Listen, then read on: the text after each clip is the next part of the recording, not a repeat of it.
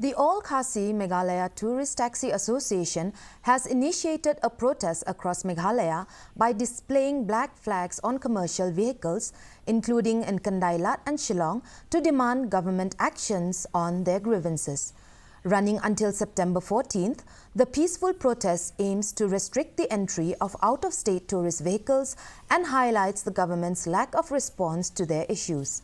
Association President Ricaldinus Dotling warned of potential further actions if the government's inaction continues.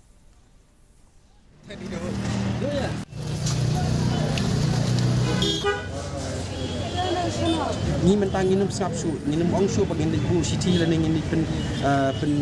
bu sibu ya tak city a license hausin yang ong ipi kalau ni ngim don por kalau be kesan bakal yang kesokar bakal di kadon kam ban bu kono kosti nam ta jung ipi nong ilam bo per di beran district banginuan kerju ke por bang lada kesokar ke tap de kredit